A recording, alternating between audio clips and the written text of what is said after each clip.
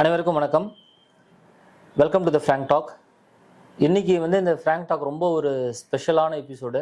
Students நிறைய இந்த Frank டாக்கோட எபிசோடை பார்த்துருப்பீங்க. இன்றைக்கி ஏன் இந்த எபிசோடு ஸ்பெஷல் அப்படின்னா, இன்றைக்கி நான் சிவராஜ்வேல் சாரை இன்டர்வியூ பண்ணுறேன். இன்டர்வியூ பண்ணுறதுன்னு சொல்கிறத காட்டிலும் ஒரு சிட் சாட், இது ஒரு நம்ம செமி ஃபார்மல் சிட் சாட்டாக இருக்க போது. மாணவர்கள் பார்க்குறவங்களுக்கு நிறைய பேருக்கு தெரிஞ்சிருக்கும், நானும் சிவராஜ்வேல் சாரும் 2011 ஸ்மார்ட் லீடர்ஸ் ஐஏஎஸ் அகாடமி அப்படிங்கிற ஒரு ஐஏஎஸ் அகாடமி ஆரம்பித்து சக்ஸஸ்ஃபுல்லாக 2021 வரைக்கும் நடத்திட்டு வந்தோம். நடுவில் இந்த கொரோனா காலங்களில் தனித்தனியாக நாங்கள் 2 பேரும் நடத்தி, இப்போ திருப்பம் நாங்கள் 2 பேரும் இணைந்திருக்கிறோம். ஸ்மார்ட் லீடர்ஸ் ஐஏஎஸ் அப்படிங்கிற அதே பிராண்டில் நம்ம நடத்திட்டுருக்கோம். இப்போ இணைஞ்சி நம்ம இன்ஸ்டியூட் இப்போ ஃபங்க்ஷன் ஆகிட்டு இருக்குது. பழைய மாணவர்கள் எல்லாருமே இந்த இன்ஸ்டியூட்டில் எங்களை பார்க்கலாம். இப்போ இந்த ஸ்மார்ட் லீடர்ஸ் ஐஏஎஸ் சென்னையில் 3 இடத்துல இதோட ஆஃபீஸ் இருக்குது. ஒன்று சாந்தி காலனியில் பெட்ரோல் பம்ப் பக்கத்தில் இருக்குது, சுந்தரம் மெடிக்கல் ஃபவுண்டேஷன் பக்கத்தில், மாணவர்களுக்கு தெரியும். அண்ணா நகரில் தங்கிட்டு இருக்க மாணவர்களுக்கு தெரியும். அதே மாதிரி திருமங்கலத்தில் நம்மளோட பிரான்ச் இருக்குது, அங்கேயும் மீட் பண்ணலாம். அவைலபிள், நாங்கள் 2 பேருமே அவைலபிளாக இருப்போம். 15th மெயின் ரோட்லேயும் அந்த சென்டர் நம்ம இருக்குது. 15th மெயின் ரோடு ஸ்டடி சென்டராக இயங்கிட்டு இருக்குது. அது மட்டும் இல்லாமல் ஏற்கனவே இயங்கி கொண்டிருந்த பிரான்ச்சஸ், திருச்சியில் இருக்க நம்மளோட பிரான்ச் இருக்குது, நெல்லையில் நம்மளோட பிரான்ச் இருக்குது, அதே மாதிரி கிருஷ்ணகிரியிலையும் நம்ம பிரான்ச் இருக்குது. இதுதான் நம்மளுடைய பிரான்ச்சஸ். இது எல்லாமே இப்போ ஸ்மார்ட் லீடர்ஸ் ஐஏஎஸ் அப்படிங்கிறதுல இயங்க போகுது. இது ஒரு ஃபார்மல் அனௌன்ஸ்மெண்ட்டாக இருக்கட்டும். ஸோ அதையும் நம்ம இந்த ஃப்ராங்க் டாக்லேயே நம்ம அனௌன்ஸ் பண்ணிடலாம் அப்படிங்கிறத நினைக்கிறோம். செகண்ட்லி இந்த ஃப்ராங்க் டாக் அப்படிங்கிற சீரீஸ் ஸ்டூடெண்ட்ஸோட மைண்டில் என்ன இருக்குது, ஸ்டூடெண்ட்ஸோடைய கொஷின்ஸ் என்ன இருக்குது, இதெல்லாமே நார்மலாக நம்ம ஸ்டூடெண்ட்ஸை வச்சு நம்ம இன்டர்வியூ எடுத்து பேசியிருக்கோம். சில டைம் பேரண்ட்ஸ் இந்த ஃப்ராங்க் டாக்ல உட்காந்துருக்காங்க, சில டைம் ஆஃபீஸர்ஸ் வச்சுருக்கோம், டாப்பர்ஸ் வச்சுருக்கோம்.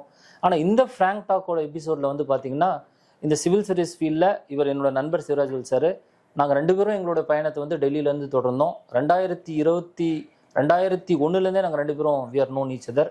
ஸோ எங்களுடைய ஜேர்னியும் இந்த ஃப்ராங்க் டாக்கில் பேசலான்னு நினைக்கிறோம். ப்ளஸ் அது மட்டும் இல்லாமல் எனக்கு சில சந்தேகங்கள் இருக்குது, சாருக்கும் சில டவுட்ஸ் இருக்குது. ஸோ இதெல்லாமே ஒரு சிட்சாட்டாக நாங்கள் பண்ணலான் இருக்கோம். Welcome Siva for this frank talk. ஆக்சுவலாக என்னென்னா, மாணவர்கள் என்ன நினைக்கிறாங்கன்னா, ஸ்மார்ட் லீடர்ஸ் பேக் அப்படின்னு சொல்லிட்டு நம்ம ஒரு போஸ்ட் போட்டோம், நீங்கள் பார்த்துருப்பீங்க. இந்த ஸ்மார்ட் லீடர்ஸ் பேக் அப்படின்னு போட்ட உடனே எல்லாருக்குமே நிறைய பேர் நம்மளுக்கு கால் பண்ணாங்க. நைட்டு நம்ம அந்த அனௌன்ஸ் பண்ணதுலேருந்து பார்த்தீங்கன்னா நிறைய பேர் நம்ம மாணவர்கள் நம்மளுக்கு கால் பண்ணி பேசினாங்க. உங்ககிட்ட அந்த மாணவர்கள் எக்ஸ்பீரியன்ஸ் எப்படி ஷேர் பண்ணிக்கிட்டாங்க, அந்த பேக் ஸ்மார்ட் லீடர்ஸ் பேக்ங்கிறத பற்றி சொல்லுங்கள் சார். ஃபஸ்ட்டு நான் இந்த போஸ்டை ஷேர் பண்ணுறேன். உடனே பார்த்தீங்கன்னா ஷேர் பண்ண அடுத்த மைக்ரோ செகண்டு என்னமோ இது நடக்கணும் அப்படின்னு ரொம்ப ஆர்வமாக இருக்கிற அந்த விஷயம் எனக்கு தெரிஞ்சுது. ஷேர் பண்ண ஒரு செகண்ட் கூட ஆகலை, ஒரு 3 ஐஏஎஸ் மாணவர்கள் எனக்கு கால் பண்ணாங்க. கால் பண்ணி இதுக்காக தான் சார் வெயிட் பண்ணிட்டு இருக்கிறோம் அப்படின்னாங்க. நான் ஷேர் பண்ணும்போது கூட நான் நினச்சேன், சரி அதெல்லாம் கொஞ்சம் நைட் நேரத்தில் அவங்க கேஷுவலான டயத்தில் பார்த்துட்டு மறுநாள் காலையில் ரிப்ளை பண்ணுவாங்கன்னு. அவ்வளவு இன்ஸ்டண்ட்டான ஒரு ரிப்ளை, ஓவர்வெல்மிங் எந்தூசியாசம். எஸ்பெஷலி நம்ம ஸ்மார்ட் லீடர்ஸ் ஐஏஎஸில் படித்து இப்போ ஐஏஎஸ் ஐபிஎஸ்ஸாக இருக்கிற ஸ்டூடெண்ட்ஸ் மத்தியில் எனக்கு இருக்கிற உற்சாகத்தை விட இவங்களுக்கு பல மடங்கு உற்சாகம் அதிகமாக இருக்கிறத நான் பார்த்தேன். ஸோ ரொம்ப ஹாப்பியாக இருந்துச்சு அந்த மெசேஜை ஷேர் பண்ணும்போது. அதுக்கப்புறம் தொடர்ச்சியாக அவங்க ஐஏஎஸ் ஐபிஎஸ் மட்டுமல்ல, ஸ்டூடெண்ட்ஸோட பேரண்ட்ஸ் என்னை பார்த்தாங்க. பார்த்துட்டு சார் இதுக்காக தான் சார் வெயிட் பண்ணிகிட்டு இருக்கிறோம் அப்படின்னு சொல்லி அவங்களோட மகிழ்ச்சியை தெரிவித்தாங்க. நிறைய நண்பர்கள், ரொம்ப குறிப்பிட்டு சொல்லணும் அப்படின்னா, என்னோட சேர்ந்து படித்த, நம்ம கூட சேர்ந்து படித்த நண்பர்கள் நிறைய பேர் கால் பண்ணாங்க. எனக்கெல்லாம் சில நண்பர்கள் கால் பண்ணும்போது இவங்களுக்கு ஸ்மார்ட் லீடர்ஸ்னு ஒன்று நாம் வச்சிருக்கிறது தெரியுமா அப்படிங்கிறது கூட எனக்கு டவுட்டாக இருந்துச்சு. அவங்கெல்லாம் கால் பண்ணி சொன்னாங்க. ரொம்ப மகிழ்ச்சியான தருணங்களாக இருந்துச்சு. ப்ளஸ் மாணவர்கள் பார்த்தீங்கன்னா, சார் ஸ்மார்ட் லீடர்ஸ் அப்படிங்கிறது எங்களுடைய ஒரு எமோஷன் அப்படி தானே சொன்னாங்க. ஆமாம் ஆமாம், அது உங்களுக்கு இது இன்ஸ்டிடியூஷன் இல்லை, இது 2 விஷயமே எமோஷன் தான். ஒன்று யூபிஎஸ்சி எக்ஸாமினேஷன், 2வது ஸ்மார்ட் லீடர்ஸ் அப்படிங்கிற இன்ஸ்டிடியூஷன். அதுக்கு என்ன காரணம்னு நினைக்கிறீங்க? அதாவது ரீயூனியன் திரும்ப ரிவைவ் பண்ணுறோம் அப்படின்னு சொன்னோன்னே அவ்வளவு மகிழ்ச்சியோட ஐஏஎஸ் ஐபிஎஸ் மாணவர்கள் உடனே கால் பண்ணி பேசுறதுக்கு என்ன காரணமாக இருக்கும் நீங்கள் நினைக்கிறீங்க? சிவா, நம்ம 2011 இன்ஸ்டியூட் ஆரம்பிக்கும் போது நீங்கள் பார்த்தீங்கன்னா, நம்ம ஏதோ அந்த இன்ஸ்டியூட் ஒரு ப்ராக்டிக்கலாக ஒரு இன்ஸ்டியூட் மாதிரி ஆரம்பிக்காமல் ஒரு ஃபேமிலி செட்டப்பில் தான் நம்ம ஆரம்பித்தோம். ஃபர்ஸ்ட் நாள் உங்களுக்கு ஞாபகம் இருக்கும்னு நினைக்கிறேன், நம்ம ஆரம்பிக்கும் போது செப்டம்பர் 2011 400 மாணவர்கள் வந்தாங்க. அந்த ஸ்பேஸே நம்மளுக்கு பத்தலை. கண்டிப்பா ஆரம்பிக்கும் போதே பார்த்தீங்கன்னா அத்தனை ஸ்பேஸே நம்மளுக்கு பத்தலை. அவ்வளோ மாணவர்கள் வந்து தான் நம்மளை வந்து உற்சாகப்படுத்தி இந்த இன்ஸ்டியூட் ஆரம்பிக்க சொன்னாங்க.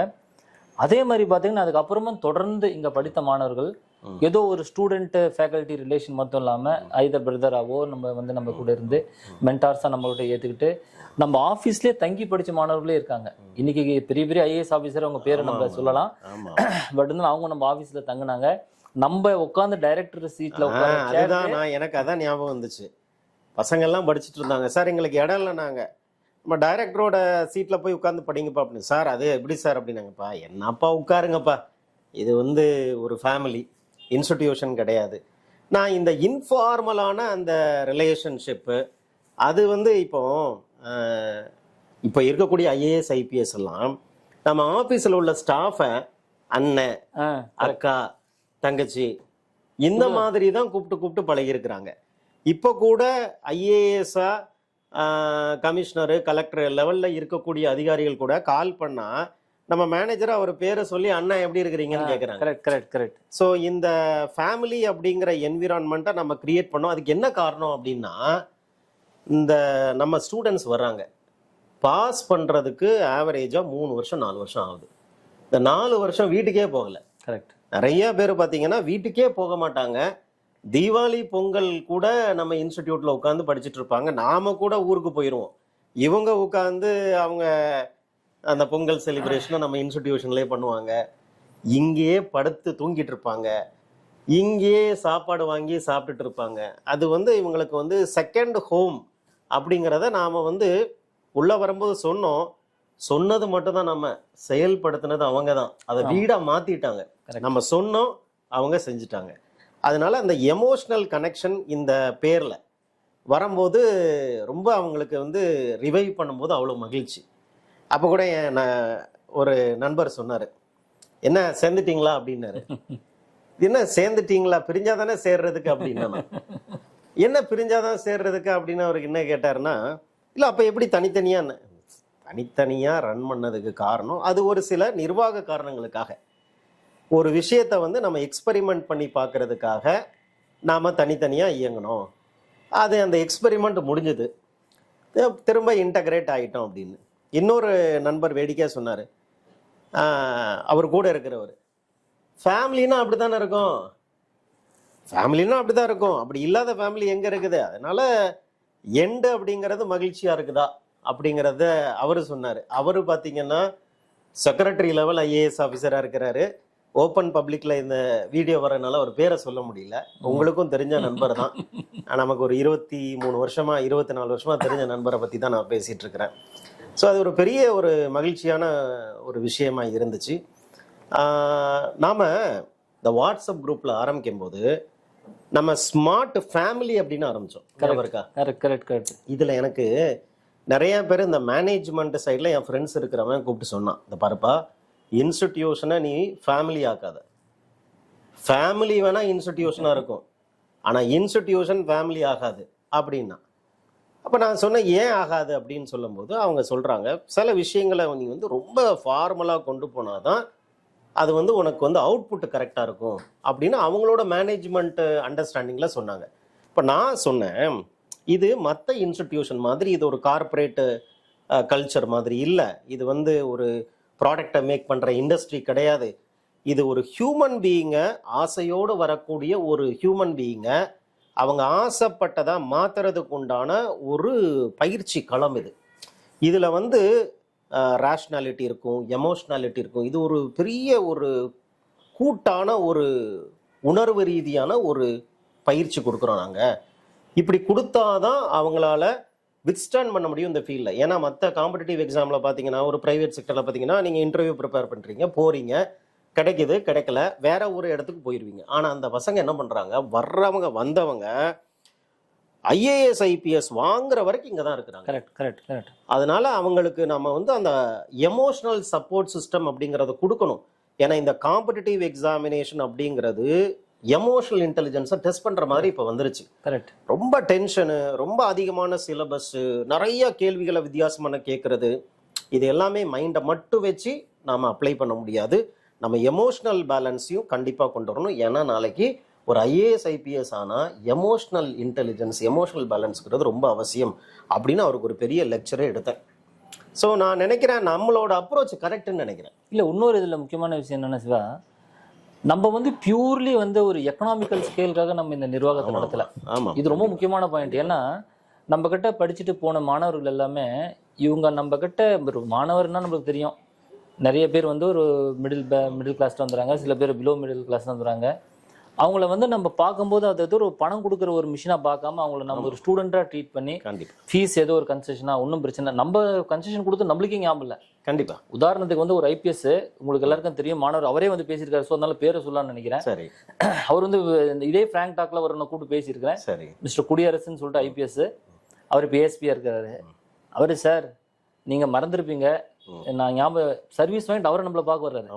சார் நீங்க மறந்துட்டீங்க, நான் வந்து உங்கள்கிட்ட ஃபீஸ் கட்ட முடியாதுன்னு சொன்னேன். ஒன்றும் பிரச்சனை இல்லைப்பா, என்ன உன்னால பண்ண முடியுது அப்படின்னு நம்ம மறந்துட்டோம் ஆக்சுவலா. அது அப்ப நம்ம வந்து ஏதோ ஒரு எக்கனாமிக் ஒருத்தர்கிட்ட நம்ம பணத்தை வாங்கணும், அதுக்காக நடத்தணும், ஒருத்தர் பணம் இல்லாதனால நிராகரிச்சவங்க இல்லாம ஒரு ஃபேமிலி மாதிரி நம்ம நடத்தினால அது ஒரு பெரிய ப்ளஸ் பாயிண்டா இருக்குதுன்னு நான் நினைக்கிறேன். ரொம்ப, அதாவது நிறைய பேர் அவங்க ஸ்டூடெண்ட்ஸ் வந்து வரும்போது உங்களுக்கு ஞாபகம் இருக்குதா, அப்பா அம்மாவோட வந்திருக்கிறாங்க. ஒரு குறிப்பிட்டு எனக்கு ஒரே ஒரு ஐஏஎஸோட ஞாபகம் இருக்குது. இப்போ கேரளாவில் ஐஏஎஸ் ஆஃபீஸராக இருக்கிறாங்க. நான் யாரை சொல்கிறேன்னு உங்களுக்கு தெரியும். அவங்க அப்பா அம்மா 2 பேரும் வந்து, சார் என் பொண்ணை இந்த இன்ஸ்டிடியூட்டில் விட்டுட்டு போகிறேன், என் பொண்ணு ஐஏஎஸ் ஆகணும். திரும்ப ஐஏஎஸ் ஆனதுக்கப்புறம் வந்தாங்க. அவங்க அப்பா வந்து என்கிட்ட சொன்னாங்க, சார் உங்களுக்கு தெரியுமா, ஞாபகம் இருக்குதா என்ன, 4 வருஷத்துக்கு முன்னால் நான் என் பொண்ணை கூட்டிகிட்டு வந்தேன். அப்போ என்ன சொன்னேன், என் பொண்ணு ஐஏஎஸ் ஆனதுக்கப்புறம் என் பொண்ணை திரும்ப ஊருக்கு கூட்டிகிட்டு போகிறதுக்கு தான் மறுபடியும் வருவேன், அதுக்கு நடுவில் நீங்கள் தான் அப்பா அம்மா மாதிரி பார்த்துக்கிடணும் அப்படின்னாங்க. அது அவங்க சொன்னதுக்கப்புறம் தான் எனக்கே ஞாபகம் வருது. அந்த பாராட்டு விழாக்கு நாம போயிருந்தோம், ஞாபகம். ஐயோ, அந்த அந்த நிகழ்ச்சியை பற்றி அடிக்கடி கிளாஸில் நான் ஷேர் பண்ணுவேன். அப்போ கூட நான் சொன்னேன், அந்த மீட்டிங்கில் பேசும்போது உங்களுக்கு ஞாபகம் இருக்குதான்னு தெரியல, நம்ம 2 பேரும் தான் போயிருந்தோம். அவ்வளவு ஒரு விழா கோலம் போன்றிருந்துச்சு அந்த கிராமம். 2 கிராமமுமே விழா கோலம். ஒரு கல்யாண மண்டபம், கம்யூனிட்டி ஹாலில் கல்யாண பொண்ணை கூட்டு போகிற மாதிரி அழைச்சிட்டு போகிறாங்க, பொண்ணு அழைச்சிட்டு போகிற மாதிரி போனாங்க. அப்போ என்ன பேச சொல்லி சொன்னாங்க, பேசுங்க அப்படின்னு சொல்லி. அப்போ நான் சொன்னேன், ஒன்று மிஸ்ஸிங் அப்படின்னா என்ன, மாப்பிள்ளை மட்டும்தான் மிஸ்ஸிங்க. ஏன்னா அது ஒரு கல்யாணம் மாதிரி நடக்குது, ஒரு மாப்பிள்ளை மட்டும் இருந்தால் இப்போ ஐஏஎஸ் ஆஃபீஸருக்கு கல்யாணத்தையும் நடத்திடலாம் அப்படிங்கிற அளவுக்கு மகிழ்ச்சி. அப்போ இந்த ஒரு பிரைவேட் செக்டாரில் ஒருத்தருக்கு பெரிய ஒரு எம்என்சியில் வேலை கிடைக்குதுன்னா இந்த அளவுக்கு பாராட்டுகளும் இந்த அளவுக்கு மகிழ்ச்சி கரை புரண்டு ஓடுறதும் இருக்காது. இவ்வளவு பேர் ஊரில் இருக்கக்கூடிய ஒரு 500 பேர் சேர்ந்து ஒரு விழா எடுக்கிறது அப்படிங்கிறது ஒரு பெரிய இந்தியா உலகத்திலே நம்பர் 1 கம்பெனியில் வேலை கிடைச்சா கூட அப்படி நடக்காதுன்னு நினைக்கிறேன். அது இந்த ஐஏஎஸ் ஐபிஎஸ் ஃபீல்டுக்கு மட்டும்தான் அந்த ஒரு பெருமை இருக்குதுன்னு நான் நினைக்கிறேன். இன்னொன்று நீங்கள் நம்ம அந்த பாஸ் பண்ண அந்த பொண்ணு பாஸ் பண்ண தர்மலா பாஸ் பண்ணதுக்கு ஒரு ஊருக்கு போனோம், நம்ம கரடிப்பட்டி, வேலூர் கரடிப்பட்டி, சேலம் பக்கத்துல. அதுல பாத்தீங்கன்னா அவங்க ஊர் பார்த்தா அவங்க வீடு வந்து பார்டர்ல இருக்குது, வேலூருக்கும் கரடிப்பட்டிக்கும் பார்டர்ல இருக்கிறதுனால 2 கிராமமும் சேர்ந்து விழா எடுத்தாங்களாம். கரெக்ட்.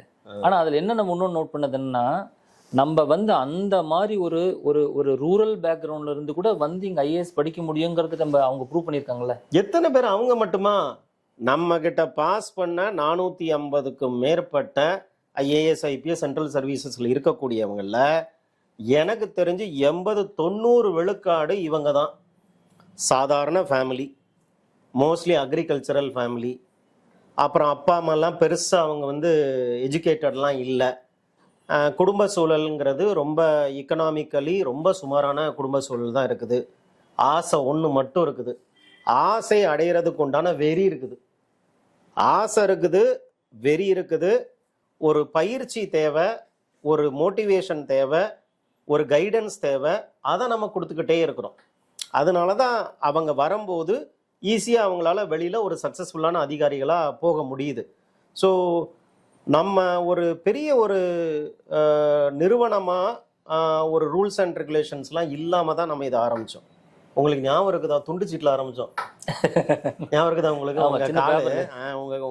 உங்கள் காரில் உட்காந்து பேசிகிட்டு இருக்கும்போது ஒரு துண்டு சீட்டு எடுத்து இதுதான் இன்ஸ்டிடியூட்டுன்னு அந்த துண்டு சீட்டு அப்படிங்கிறது இன்னைக்கு ஒரு 15 வருஷமா நடந்துட்டு இருக்குது. ஆமா. ஒரு ஆனா 450 இப்ப நீங்க யோசிச்சு பாருங்க, நம்ம மாணவர்கள்கிட்ட நம்ம இந்த இன்ஃபர்மேஷன் நம்ம ரொம்ப டீட்டெயில்டா போகணும்னா கூட, நம்ம வந்து ஒரு கமர்ஷியல் இன்ஸ்டியூட்டா நம்ம வந்து வளரல, ஒரு பெரிய பிசினஸ் லெவல்ல வளரலங்கிறது நம்ம மேல பல பேர் கிரிட்டிசிசம் வச்சிருக்காங்க. நம்மளுக்கும் அது வந்து ஒரு எக்கனாமிக்கல் லெவல்ல நம்ம பெரிய அளவுல ரீச் பண்ணலங்கிறது வந்து ஒரு ஒரு சின்ன ஒரு பாதரேஷன் இருக்கதான் செய்யுது. என்ன சொல்றீங்க? கண்டிப்பா இருக்கும். ஆனா நாம எதை ஃபர்ஸ்ட் வச்சோம் ப்ரையாரிட்டியா? நம்ம நம்ம இத நம்ம தொழிலா பார்க்கலையா? அதுதான் நம்ம எல்லாரும் தொழிலா பார்க்கல. இதை வந்து நாம எதா பார்த்தோம் அப்படின்னா சர்வீஸா பார்க்க ஆரம்பிச்சோம். நம்மளோட நாலேஜை நாம படிக்கும் போது நிறைய கஷ்டப்பட்டு படிச்சு நாலேஜை செக்யூர் பண்ணி வச்சிருக்கிறோம். அதை வந்து டிரான்ஸ்மிட் பண்ணக்கூடிய ஒரு பிளேஸாக தான் நம்ம வந்து இன்ஸ்டிடியூஷனாக பார்த்தோமோ தவிர, இதை வச்சு பணம் பண்ணிடலாம், இதை வச்சு பெரிய ஒரு கல்வி நிறுவனங்களா மாத்திரலாம், நம்ம 2 பேரும் கல்வி தந்தைகளா மாறிடலாம் அப்படின்லாம் நம்ம இப்போ வரைக்கும் நினைக்கல. இப்போ வரைக்கும் நம்ம வந்து அந்த பிசினஸ் மேனா இல்லாம நம்ம இன்னும் ஒரு ஃபேக்கல்ட்டியாவும் மென்டாராவும் இருக்கிறோங்கிறது மாணவர்களுக்கு நல்லது. பட் ஒரு ஆர்கனைசேஷனுக்கு அது வந்து நல்ல நீங்க யோசிச்சு பாத்தீங்கன்னா, நாம we are not proprietors, நம்ம வந்து டீச்சர்ஸ். நம்ம அந்த பிஸ்னஸ் மைண்டு அப்படிங்கிறது இல்லாம அந்த டீச்சருங்கிறவன் மூளை ஃபுல்லா நமக்கு ஆக்குப்பை ஆயிட்டு, மூளை ஃபுல்லா அந்த டீச்சர் அப்படிங்கிற அந்த ரோல் ஆக்குப்பை ஆனதுனால மாஸ்டர் ஸ்டேட்டஸ் அப்படின்னு நான் கிளாஸ்ல சொல்லுவேன். மாஸ்டர் ஸ்டேட்டஸ் என்னன்னா, உங்களை இந்த சமுதாயம் எதுவா ஐடென்டிஃபை பண்ணுதோ அதுதான் நீங்க. இப்ப இந்த சமுதாயம்னா யாரு? நமக்கு ஸ்டூடெண்ட்ஸ். இவங்க யாரை நம்மளை ஐடென்டிஃபை பண்ணாங்க? டீச்சர்ஸா ஐடென்டிஃபை பண்ணாங்க. அதனால அந்த டீச்சர் ரோலை மட்டும் தான் நம்ம பண்ணிட்டு இருக்கிறோம். அல்டிமேட்டா நீங்க அவ்வளவு பெரிய மல்டி மில்லியனராவோ பில்லியனராவோ ஏன் ஆகணும்னு நான் கேட்கறேன். எதுக்கு ஆகணும்? நமக்குன்னு ஒரு அடையாளம் இருக்குது. நாம வந்து மற்றவங்க மாதிரி நாம போக தேவையில்லை. நமக்குன்னு ஒரு அடையாளம் இருக்குது, நமக்குன்னு சில யுனிக்னஸ் இருக்குது. அந்த யுனிக்னஸுக்காகத்தான் அந்த எமோஷனல் கனெக்ஷன் அப்படின்னு நான் நினைக்கிறேன். கரெக்ட். அதுதான். இப்போ நம்ம வந்து சிவா, நம்ம வந்து ஒரு 25 இயர்ஸாக இந்த சிவில் சர்வீஸ் ஃபீல்டில் இருக்கிறோம். இந்த 25 வருஷத்துல இந்த சிவில் சர்வீஸ் அப்படிங்கிறது நிறைய மாற்றங்களை கண்டு இருக்குது. நம்ம இருக்கும்போது பார்த்தீங்கன்னா 2 ஆப்ஷன் இருந்துச்சு. ப்ரிலிமினரியில் வந்து general studies paper plus option paper இருந்துச்சு. அதுக்கப்புறம் நெகட்டிவ் மார்க்கிங் அப்போ இல்லை, அப்புறம் நெகட்டிவ் மார்க்கிங் 8 பக்கத்தில் கொண்டு வந்தாங்க, 7, 8. அதுக்கப்புறம் சிசாட்டுங்கிற பேப்பரை பின்னாடி கொண்டு வந்தாங்க. மெயின்ஸில் இத்தனை சேஞ்சஸ் கொண்டு வந்திருக்குது.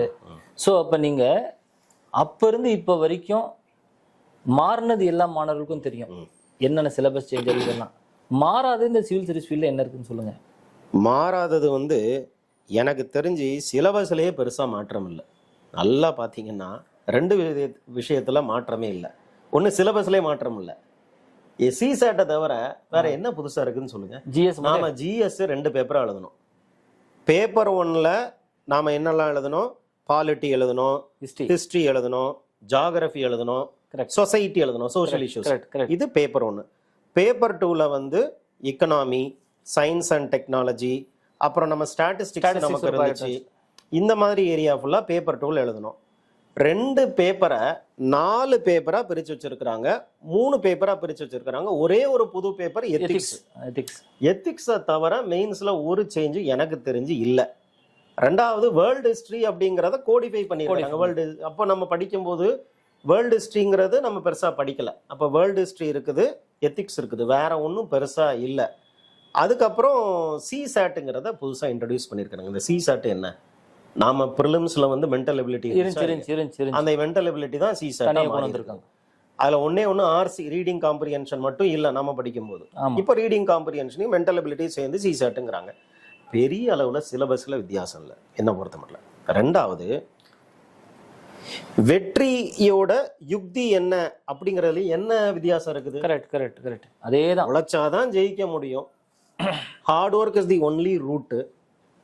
விடாம முயற்சி செஞ்சுக்கிட்டே இருந்தீங்கன்னா கண்டிப்பா உங்களுக்கு உண்டான வெகுமதி, வெற்றிங்கிறது உறுதியா வந்து சேரும். எனக்கு இது 2மே மாறாத விஷயங்களா பாக்குறேன். மாறின விஷயம் ரொம்ப கம்மியாகவும் மாறாதது நிறையாவும் தான் நான் பாக்குறேன். Old wine in the new பாட்டில்னு சொல்லுவாங்களா, அதே மாதிரி தான் இருக்கு யூபிஎஸ்சிலையும். இப்போ இந்த மார்க்கெட் எப்படி சேஞ்ச் இருக்கு சிவா? அப்போ வந்து அப்போ இருந்த மாணவர்கள் எப்படி இருக்காங்க, இப்போ மாணவர்கள் எப்படி இருக்காங்க? அது பெரிய மாற்றம். அதை பத்தி நம்ம பேசி ஆகணும். ஏன்னா ம். அப்ப இருக்கிற எனக்கு நம்ம நடத்தும் போது பாத்தீங்கன்னா நம்ம பல ஜெனரேஷனை பார்த்துட்டு வந்துட்டோம். நம்மளுடைய கான்டெம்பரரி ஜெனரேஷன், நம்ம படிச்ச காலத்துல இருந்து நம்ம மாணவர்கள், அப்புறம் நம்ம பாடம் நடத்த ஆரம்பிக்கும் போது ஒரு மாணவர்கள் இருந்தாங்களே 2007-8, அப்ப அவங்களுக்குலாம் எனக்கு இன்னும் மனசுல ஞாபகம் இருக்காங்க. அந்த ஸ்டூடெண்ட்ஸ் பேர்லாம் தெரியும், நம்மளுக்கு எல்லாமே தெரியும். அப்புறம் நடுவில் 2013, 14, 15 வரைக்கும் இருந்த மாணவர்கள், இப்ப ரீசெண்டா அந்த கோவிட், போஸ்ட் கோவிட் இருக்க மாணவர்கள், என்ன பெரிய சேஞ்ச் நடந்ததுன்னு நினைக்கிறேன்? இப்போ நாம வந்து ஆரம்பிக்கும் போது ஒரு 15-18 வருஷம் அந்த ரேஞ்சுக்கு முன்னால் ஆரம்பிக்கும் போது பையங்களுக்கு ஆன்லைன் அப்படிங்கிற அந்த சோர்ஸே கிடையாது. நம்ம வாயிலிருந்து வர்றது தான் இன்ஃபர்மேஷன், வேதவாக்கு, அதுதான், அதுக்கு மேல ஒன்றும் கிடையாது. அந்த டைம்லயே இப்போ அந்த ஸ்மார்ட் போன்லாம் அப்ப கிடையாது. ரெக்கார்டிங் டிவைஸ் இந்த கேசெட்ல போட்டு ரெக்கார்ட் பண்ணுவாங்க. கரெக்ட். ஸ்டூடெண்ட்ஸ் வந்து நம்ம அந்த போடியத்துல கேசெட்டை போட்டு ரெக்கார்ட் பண்ணி முன்னால வச்சிருப்பாங்க, ரெக்கார்ட் பட்டன், அது ஷேர் பண்ணுவாங்க எல்லாரும். அது வேற ஷேர் பண்ணுவாங்க. நம்ம சொல்றதுதான் வேத வாக்கு. அப்படி இருக்கும்போது அதுல என்ன அட்வான்டேஜ்னு பாத்தீங்கன்னா, அவங்களுக்கு நாலேஜ் பிகம்ஸ் மேனேஜபிள். இதை மட்டும் படிச்சா போதும், பாஸ் பண்ணிடலாம் அப்படின்ட்டு அதை மட்டும் படிச்சாங்க, பாஸும் பண்ணிட்டாங்க. நிறைய பேர் பாஸ் பண்ணிட்டாங்க அந்த டைம்ல.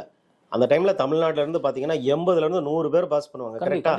இப்போ அது வந்து கொஞ்சம் கம்மியாயிருச்சு, ரொம்ப கம்மியாயிருச்சுன்னு கூட சொல்லலாம். அதுக்கப்புறம் பாத்தீங்கன்னா 2016-17 இருந்து பாத்தீங்கன்னா கொஞ்சம் அந்த புது ட்ரெண்ட் ஒன்று ஆரம்பிக்குது. என்ன ட்ரெண்ட் அப்படின்னா, கேள்விகள் யூபிஎஸ்சியில் ஒரு புக்ல இருந்து வந்த மாதிரி தெரியல. ஒரு ஸ்டாண்டர்ட் புக் இருக்குதுன்னா இதுல இருந்து முன்னால வரி வரியா வரும். கரெக்ட். இப்போ அப்படி வர்றதில்லை. இந்த 2015, 16, 17 இது வரைக்கும் இதுல அவங்க படிச்ச விஷயத்த அப்ளை பண்ற மாதிரி வந்துச்சு. அப்ளிகேஷன் பேஸ்டு கொஸ்டின்ஸ் வந்துச்சு. ஸ்டாட்டிக் போர்ஷன்ஸை விட டைனமிக் போர்ஷன்ஸ் நிறைய வந்துச்சு.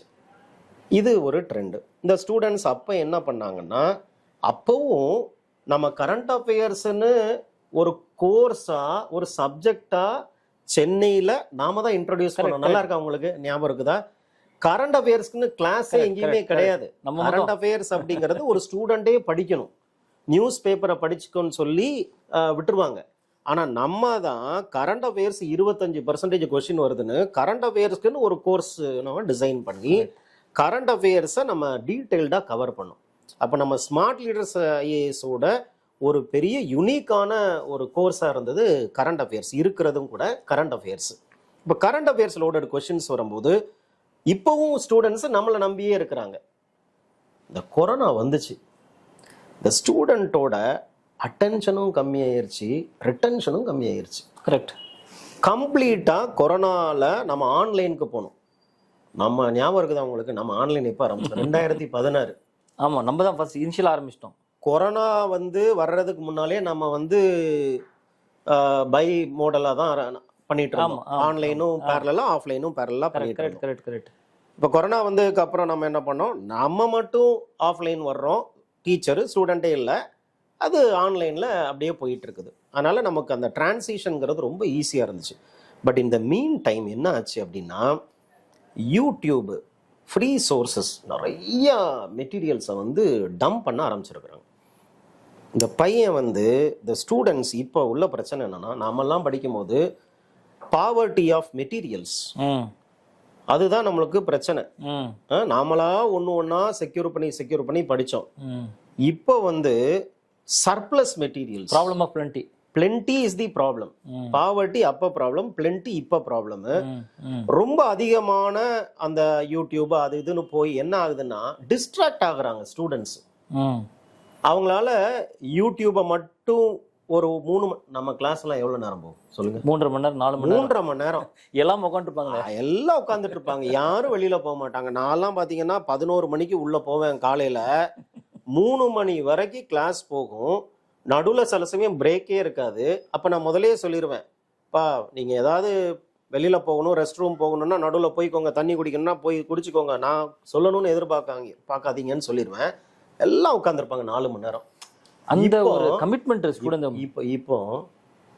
இப்போ ஆஃப்லைன்லேயே நான் பார்க்குறேன், 1.5 மணி நேரம் ஆச்சுனாலே பசங்க டயத்தை பார்க்குறாங்க, நம்ம முகத்தை பார்க்குறாங்க, நமக்கு தெரியுது ஏதோ ஒன்று நம்மக்கிட்ட எதிர்பார்க்குறாங்க. என்ன எதிர்பார்க்குறாங்க? பிரேக் எதிர்பார்க்குறாங்க. பிரேக் கொடுக்க வச்சுட்டாங்க. பிரேக்கே கொடுக்காம கிளாஸ் எடுத்துட்டு இருந்த ஒரு பெருமை நமக்கு இருந்துச்சு. இப்போ கடைசியில் நம்மளையும் பிரேக் அப்படின்னு சொல்லி கொடுக்க வச்சுட்டாங்க. ஆஃப்லைன் கிளாஸை பொறுத்த மட்டும். ஆன்லைனில் பசங்க ஃப்ராங்காக சொல்லணும்னா 2 மணி நேரம் 2.5 மணி நேரம் கிளாஸை 3 நாள் 4 நாள் பார்க்குறாங்க. 15 நிமிஷம் பார்க்க வேண்டியது, ஸ்டாப் பண்ணிட்டு போயிட வேண்டியது. எப்படி புரியும்? இன்னொரு 15 நிமிஷம் பார்க்க வேண்டியது. என்ன ஆகுது அவங்களுக்கு? போர்டம் அப்படிங்கிறாங்க. என்ன போர்டம் அப்படின்னு கேட்டா, அவங்க எல்லாமே இதை ட்ராக் பண்ணி இந்த ஓடிடி கல்ச்சர் வந்துருச்சு பார்த்தீங்களா? ஒரு சினிமாவை நம்மளாம் சினிமா பார்க்கும்போது எப்படி இருக்கும்?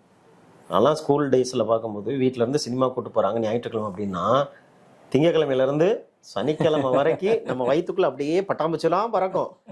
ஞாயிற்றுக்கிழமை அன்னைக்கு காலையில நம்ம 11:30 மணி ஷோக்கு போறோம் அப்படின்னா காலையில 5 மணிக்கே எழுந்திரிச்சு கிளம்பிட்டு இருப்போம். அந்த மகிழ்ச்சிலாம் இப்ப இல்லையே. இவன் ஓடிடியில் எப்படி பார்க்குறான்? 2.5 மணி நேரம் 1000 கோடி செலவு பண்ணி 2000 பேர் ஒர்க் பண்ற படத்தை ட்ராக் பண்ணி 15 நிமிஷத்துல முடிச்சிடறான். இதே தான் கிளாஸ் அப்ளை பண்றான். அப்படியே ட்ராக் பண்ணி பார்க்குறாங்க. இல்ல ஒரே கிளாஸை 5 நாள் 3 நாள் 4 நாள் இன்னொன்னு பண்றானே, காதுல ஹெட்ஃபோன் போட்டு பைக் ஓட்டிட்டு கிளாஸ் கேட்டு கிளாஸுக்கு வரும்போது ஒரு கிளாஸ் என்ன கேட்டேன். இப்போ ரைட்டிங் இது ஷூரஸ்ட் ஃபார்ம் ஆஃப் ரீடிங்னு பசங்களுக்கு டெய்லி பேசிஸ்ல சொல்லிக்கிட்டே இருப்போம். எழுதலைன்னா படிக்கல தானே. கரெக்ட்.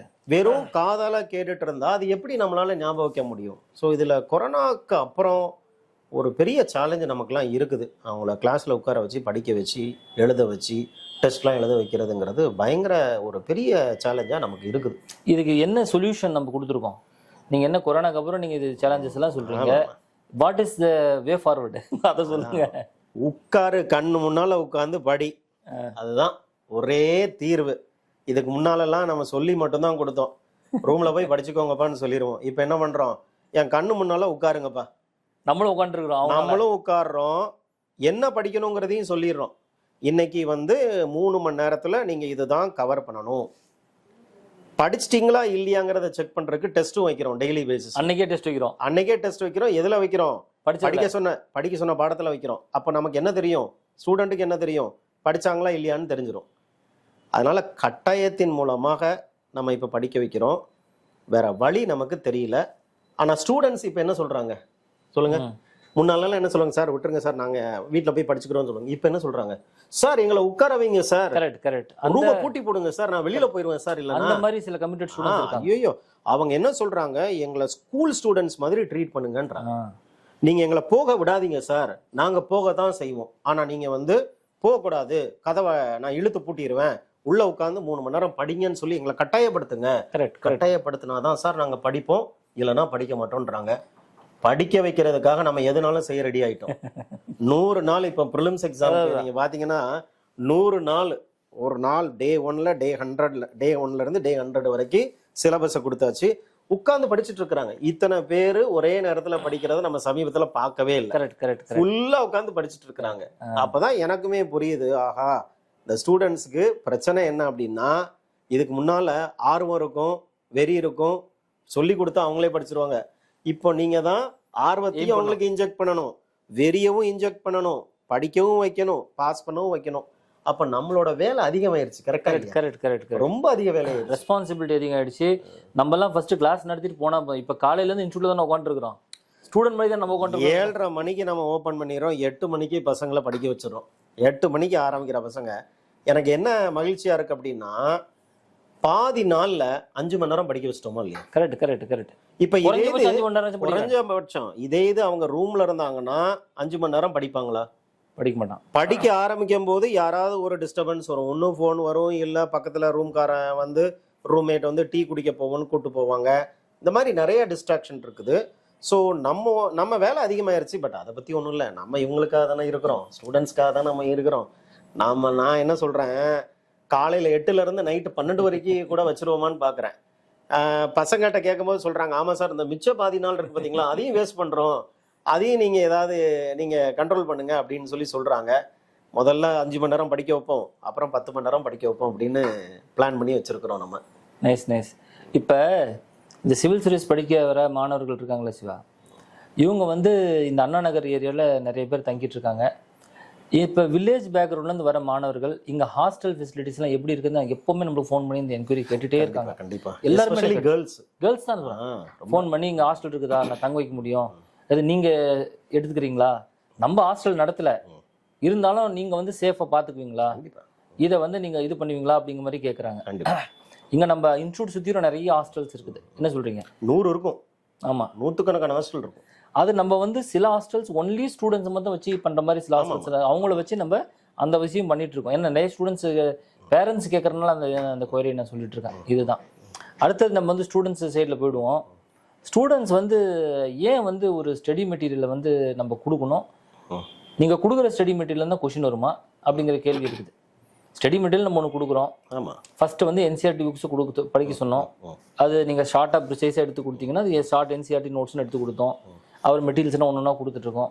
இந்த மெட்டீரியல் நான் படிக்கணுமா இல்லை நானே வந்து மார்க்கெட்டில் இப்போ வேறு என்ன மெட்டீரியல் எடுத்து படிச்சுக்கிட்டோமா?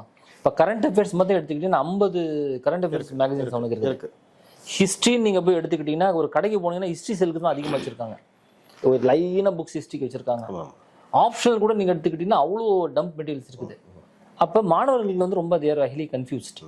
அப்போ என்ன அவங்களுக்கு வாட் இஸ் லிட்மஸ் டெஸ்ட் என்ன, இந்த மெட்டீரியல் எனக்கு வேணும் வேணாம் அப்படிங்கிற முடிவு பண்ணுற டெஸ்ட் என்னன்னு சொல்லுங்கள். இல்லை, அதாவது இந்த மெட்டீரியலை இப்போ நம்ம ஸ்டூடெண்ட்ஸ்க்கு அந்த கன்ஃபியூஷன் பை அண்ட் லார்ஜ் இருக்காதுன்னு நினைக்கிறேன். ஏன்னா அவங்களுக்கு தேவையானது எல்லாத்தையும் கொடுத்துட்றோம். கரண்ட் அஃபேர்ஸே நம்ம வந்து மந்த்லி கேட்டலிஸ்ட்டுங்கிற மேகசின் யூபிஎஸ்சி ஸ்டூடெண்ட்ஸ்க்கு, டிஎன்பிஎஸ்சிக்கு சங்கமம் இங்கிலீஷ்லையும் கொடுக்குறோம், தமிழ்லையும் கொடுக்குறோம். ஏதாவது ஒரு மெட்டீரியலை நீங்கள் திரும்ப படிங்க. 10 தடவை ஒரு மெட்டீரியலை படிக்கிறது தான் ஸ்ட்ராட்டஜி. ஒரே மெட்டீரியலை 10 தடவை படிக்கிறது ஸ்ட்ராட்டஜி கிடையாது. அதனால் நம்ம ஸ்டூடெண்ட்ஸ்க்கு ஓரளவு தெளிவு இருக்குன்னு நான் நம்புகிறேன். அதர் ஸ்டூடெண்ட்ஸு ஜென்ரலாக ப்ரிப்பேர் பண்ணுற ஆஸ்பிரண்ட் கம்யூனிட்டின்னு எடுத்துக்கிட்டிங்கன்னா அவங்க அந்த கொஷின் பேப்பரோட ட்ரெண்டை இந்த மெட்டீரியல் ரிஃப்ளெக்ட் பண்ணுதா இல்லையாங்கிறத செக் பண்ணணும். ப்ரீவியஸ் இயர் கொஷின் எடுக்கணும். கடந்த 5 வருஷம் கொஷின்ஸோட சாயல் அந்த மெட்டீரியலில் இருக்குதா இல்லையா, இது தெரியாம ஒரு மெட்டீரியலை அவங்க செலக்ட் பண்ணக்கூடாது. எல்லாரும் ஒரு மெட்டீரியலை படிக்கிறாங்க, நானும் படிக்கணும் அப்படின்னா எல்லாருக்கும் என்ன நடக்கும் காம்படிட்டிவ் எக்ஸாம்ல நினைச்சு பாருங்க. அது 99.99% என்ன ஆகுமோ அதுதான் எல்லாருக்கும் ஆகுறது. ஆனா எல்லாருக்கும் ஆகுறது நமக்கு ஆகக்கூடாது ரிசல்ட்டை பொறுத்த மட்டும். அப்ப எல்லாரும் பண்றதை நாம என்ன பண்ணக்கூடாது. அப்போ நம்ம செலக்ஷன் ஆஃப் மெட்டீரியல், ஏதாவது ஒரு மெட்டீரியலை செலக்ட் பண்ணிக்கிடணும். இந்த பிஒய்க்கு ப்ரீவியஸ் இயர் கொஸ்டினை அனலைஸ் திருப்பி அதே மெட்டீரியல் திருப்பி அதை படிக்கணும். ஒரு மெட்டீரியலை 10 தடவை படிக்கணும். கரெக்ட். நம்ம இப்போ கலெக்டராக இருக்கக்கூடிய நம்ம மாணவர் ஒருத்தர், அவர் என்ன சொன்னார் நம்ம பேட்டியில், நம்ம இன்ஸ்டிடியூட்டோட யூடியூப் வீடியோவில் இருக்குது, don't study 10 material once, study 1 material 10 times. கரெக்டா? நான் யாரை சொல்றேங்கிறது உங்களுக்கு தெரியும், கலெக்டரா இருக்கிறாரு இப்போ. ஸோ இதுதான் நாம சொல்லி கொடுக்கறதே, ஒரே மெட்டீரியலை 10 தடவை படிங்கப்பா. அதுல இன்னொன்று பார்த்தீங்கன்னா, இன்னைக்கு என்சிஆர்டி புக்கை படிச்சா கூட நமக்கு ஒரு 102வது இன்டர்பிரேஷன் வருதா இல்லையா? கண்டிப்பா. இன்னும் ஒரு தடவை படிக்கும் போதும் 100 தடவை படிச்சிருக்கிறோம்னா 100 இன்டர்பிரேஷன் வருது. 101வது தடவை படிக்கும் போது 101வது இன்டர்பிரேஷன் வருது. நம்மளுக்கு தெரியுது. அப்போ ஒரே மெட்டீரியல்லையே நிறைய டைமென்ஷன்ஸ் புதஞ்சு கிடக்குது. அந்த புதஞ்சு போன டைமென்ஷன் நல்லா உங்களுக்கு தெரியும். வெளியில எல்லாருக்கும் தெரியக்கூடிய டைமென்ஷனை கொஸ்டினா கேட்கறது இல்லை. ஏன் எக்ஸாம் கஷ்டமா இருக்குது? ஏன்னா எல்லாருக்கும் தெரியக்கூடிய விஷயம் கேள்வியா வர்றதில்லை. ஆனா எல்லாரும் படிக்கும் போது அந்த பாட்டம் லைன்ல ஒரு விஷயம் புதஞ்சு கிடக்கும், ரீடிங் பிட்வீன் தி லைன்ஸ். அந்த விஷயத்தை தான் கேள்வியா கேட்கும் போது பெருவாரியான மக்கள் மேலோட்டமா படிக்கிறவங்க பாஸ் பண்றது இல்ல, கொஞ்சம் டீப்பரா ஆழமா படிக்கிறவங்க பாஸ் பண்றாங்க. ஸோ ஒரே மெட்டீரியலை திரும்ப படிக்கும் போது அந்த டீப்பர் அண்டர்ஸ்டாண்டிங் கிடைக்கும். அந்த அண்டர்ஸ்டாண்டிங் தான் கொஸ்டினுக்கு ஆன்சர் பண்றதுக்கு யூஸ்ஃபுல்லா இருக்கும். இப்போ அடுத்தது நம்ம டெஸ்ட் பேட்ச், இந்த ஸ்மார்ட் டெஸ்ட் பேட்சுக்குன்னு ஒரு லெகசி இருக்குது. அந்த டெஸ்ட் பேட்சோட லெகசி பத்தி நம்ம டிஸ்கஸ் பண்ணணும்னு நினைக்கிறேன். இப்போ ஃபர்ஸ்ட் நாள் டெஸ்ட்டுக்கு போகும்போது, டிஸ்கஷனுக்கு போகும்போது பசங்க தரையில உட்காந்துருப்பாங்க. கரெக்டா கவனிச்சிங்களா? எனக்கு அவ்வளோ ரொம்ப சங்கோஜமா இருக்கும். ஏன்பா தரையில உட்காந்துருக்கிறீங்க, ஏன்பா சேர்ல உட்கார வேண்டியதுன்னா, சேர் இல்லை சார், இடம் இல்லை சார். அதோட அந்த படிக்கட்டுல உட்காந்துருப்பாங்க, படிக்கட்டுல கதவை திறந்து வச்சு கதவை திறந்து வச்சுட்டு அந்த ஸ்பீக்கர் மூலமா படிக்கட்டுல பூரா உட்காந்து டிஸ்கஷன் உட்காந்துட்டு படிக்கட்டுல உட்காரும் போது ஒரு பேடு கொண்டு வருவாங்க, ரைட்டிங் பேடு மாதிரி கொண்டு வந்து கொஸ்டின் பேப்பரை வச்சுட்டு இதுல என்னென்னலாம் நம்ம சொல்றோமோ அதெல்லாம் நோட் பண்ணுவாங்க. கீழே வரைக்கும் உட்காந்துட்டு இருப்பாங்க. அவ்வளவு ஒரு பெரிய பெருவாரியான ஒரு ஸ்டூடெண்ட் கம்யூனிட்டி வந்து நம்ம டெஸ்ட் பேட்சுக்கு வருவாங்க. கண்டிப்பா டெஸ்ட் பேட்சுக்கு. ஆனா வந்து நம்ம கிட்ட எல்லாருமே வந்து படிச்சிருப்பாங்கன்னு நினைக்கிறேன். எந்த இன்ஸ்டியூட்டா இருந்தா கூட டெஸ்ட் பேட்ச் நம்மள நோக்கி தான் வந்துருப்பாங்க நிறைய பேர். அதாவது நம்ம ஒரு மாவட்டத்துக்கு போறேன், என்னோட மாவட்டத்துக்கே போறேன் ஒரு மீட்டிங்க்கு. எதுக்கு போறேன் அப்படின்னா, அந்த கவர்மெண்ட் ஸ்டாஃப்ஸோட பிள்ளைங்க 10th 12th ஃபர்ஸ்ட் மார்க் வாங்குறவங்களுக்கு ஒரு பாராட்டு விழா. எல்லா ஐஏஎஸ் ஆஃபீஸர்ஸும் அந்த டிஸ்ட்ரிக்டில் உள்ளவங்க வர்றாங்க. அப்போ என்ன வந்து ஐஏஎஸ் எக்ஸாமுக்கு 12th முடிச்சதுக்கப்புறம் எப்படி ப்ரிப்பேர் பண்ணணும்னு ஒரு அரை மணி நேரம் பேசுங்கன்னு கூப்பிட்டாங்க. அதுக்கு நான் போயிருக்கிறேன், நம்ம மாவட்டத்துக்கே போயிருக்கிறேன். அதில் ஒரு பெரிய ஐஏஎஸ் ஆஃபீஸர் வராரு, வந்து பார்த்து பேசிகிட்டு இருக்கும்போது என்கிட்ட சொன்னார், சார் உங்களுக்கு ஒன்று தெரியுமா அப்படின்னாரு. என்ன சார்? நான் உங்கள் ஸ்டூடெண்ட்டு சார் அப்படின்னாரு. எப்போப்பா படிச்சிங்க அப்படின்னு. சார் 2013 சார் அப்படின்னு. 2013 எந்த கோர்ஸுக்கு வந்தீங்கப்பா? சார் அந்த டெஸ்ட் பேட்ச் சார், அந்த படியில உட்கார்ந்து எழுதுவாங்க சார், அதுல நான் ஒருத்தன் சார் அப்படின்னாரு. எனக்கு அவ்வளவு ஹாப்பியா இருக்கு. இல்ல இப்ப இது ஒரு விஷயம். இப்ப மத்த இது மாதிரி ஆர்கனைசேஷன் மத்த நிர்வாகம் மாதிரி இல்லாம நம்ம படிச்ச மாணவர்களுக்கு நம்ம ரெக்கார்டை கணக்கே வைக்கல. அத்தனை பேர் நம்மளோட படிச்சிருக்கோம், நான் போய் சொன்னாதான் நம்மளுக்கே தெரியுதுங்க. சுத்தமா எனக்கெல்லாம் பாத்தீங்கன்னா அவர் அந்த ஐஏஎஸ் ஆஃபீஸர் சொன்னதுக்கு அப்புறமும் கூட எனக்கு ஞாபகம் இல்லை. அவர் ஞாபகம் இருக்குதான்னு கேட்டாரு. ஆமாப்பா ஞாபகம் வந்துருச்சு அப்படின்னா. ஆனால் உண்மையாகவே யோசிச்சு பார்த்தேன், கொஞ்சம் பாதி ஞாபகம் வந்த மாதிரி இருக்குது, பாதி ஞாபகமே இல்லை. நாம் அதுக்கு என்ன காரணம்னு நினச்சிங்கன்னா, அதுக்கு என்ன காரணம்? நாம் ஏன் வந்து எத்தனை யாரெல்லாம் பாஸ் பண்ணியிருக்காங்கங்கிற ரெக்கார்டை கரெக்டாக ஏன் மெயின்டைன் பண்ணல சொல்லுங்கள். இது என்ன நம்மளுக்கு நடத்துறதுக்கு நேரம் இருக்குது, நடத்துறதுக்கு நேரம் இருக்குது. இன்னொன்று அதை வச்சு நம்ம பெருசாக கமர்ஷியலைஸ் ஆக்கணுங்கிற ஒரு ஐடியா. அதுதான் நம்ம கிட்ட படிச்ச மாணவர்கள் அவங்களா விருப்பப்பட்டு நம்ம போடுங்க சார், என் நம்பர் போடுங்க சார், என் போட்டோ போடுங்க சார். அதோட ஒரு ட்ரெண்டு நீங்கள் கவனிச்சிங்களா என்னன்னு தெரியல. இன்னைக்கு சென்னையில் இல்லை, தமிழ்நாட்டில் இருக்கக்கூடிய பெருவாரியான ஐஏஎஸ் அகாடமிஸில் டீச்சர்ஸாக யார் இருக்கிறாங்கன்னு நினைக்கிறீங்க? எல்லாம் நம்ம மாணவர்கள் தான். அநேகமாக நான் எனக்கு தெரிஞ்சு திடீர்னு ஒரு ஸ்டூடெண்ட் வந்து ஒருத்தர் எனக்கு சேலத்துலேருந்து கால் பண்ணுறாரு. கால் பண்ணிவிட்டு, சார் உங்கள் ஸ்டூடெண்ட் சார் 2013-14 பேட்ச் சார், ஒரு ஐஏஎஸ் அகாடமி ஆரம்பிக்கலாம்னு நினைக்கிறேன் சார், உங்களோட இன்புட் கொடுங்க சார். 1.5 மணி நேரம் இன்புட் கொடுத்துருக்குறேன். 1.5 மணி நேரம் இன்புட் கொடுத்துருக்குறேன். அப்போ அவர் கூட சொன்னார், சார் நீங்கள் வர முடியுமா சார் இன்னாகரேஷனுக்கு அப்படின்னாரு. அன்னைக்கு ஒரு முக்கியமான நம்ம ஸ்டூடெண்ட்டோட மேரேஜ் இருக்கிறதுனால நான் போக முடியல. எங்கே பார்த்தாலுமே பார்த்தீங்கன்னா ஒரு ஒரு 40 to 50% ஆஃப் டீச்சர்ஸ் ஒரு அகாடமியில் நம்ம ஸ்டூடெண்ட்ஸாக தான் இருந்திருப்பாங்க. ஏன்னா அந்த கமிட்மெண்ட்ஸ் அந்த நம்ம ஸ்டூடெண்ட்ஸ் கிட்ட இருக்குது. சில நான் பார்த்துருக்கேன், 3.5 மணி நேரம் 4 மணி நேரம் கண்டினியூஸாக உட்காந்த கிளாஸ் ஸ்டூடெண்ட் தானே வேணும். ஆமாம் ஆமாம் ஆமாம். அவனை உட்காந்து எழுத தான் செஞ்சிருக்கான், டிக்டேஷன் பண்ண எழுத தான் செஞ்சிருக்கான். அதெல்லாம் உங்களுக்கு தெரியுமா? நம்ம கூடயே இருந்தவங்க நம்ம கூடயே இருந்தவங்கள நாம் வந்து கிளாஸ் எடுக்க சொல்லி என்கரேஜ் பண்ணியிருக்கிறோம். கரெக்ட். நம்ம கிளாஸ் எடுக்க விட்டோம். நம்ம அகாடமிலேயே பார்த்தீங்கன்னா ஒரு சின்ன கிளாஸ். ஆமாம், சின்ன கிளாஸ் எல்லாம் எடுப்போம். எடுக்க விட்டோம், அவங்களுக்கு பயிற்சி கொடுத்தோம். இன்னைக்கு அதனால ரொம்ப மகிழ்ச்சியாக இருக்கிறாங்க. எங்களுக்கும் நாங்கள் வேலை செய்கிற அகாடமியில் நிறைய பேர் ஸ்டூடெண்ட்ஸ் எங்களுக்கு ரொம்ப பாசிட்டிவாக எங்களை பற்றி சொல்கிறாங்க சார்னு சொல்லும்போது நம்மளுக்கும் மகிழ்ச்சி, அவ்வளோ மகிழ்ச்சியாக இருக்குது.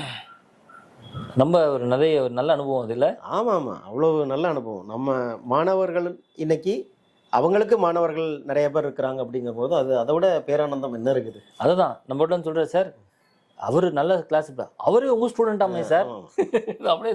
ஆமாம். இதில் சில ஐஏஎஸ் ஐபிஎஸ்லாம் வந்து அவங்களோட ஸ்டேட்டஸில் சில சமயம் நம்ம அகாடமிக்கு கூப்பிடும்போது அவங்க ஸ்டேட்டஸில் அதை வைப்பாங்க, ஃபேஸ்புக்கில் அவங்க ஃபோட்டோ போடுவாங்க.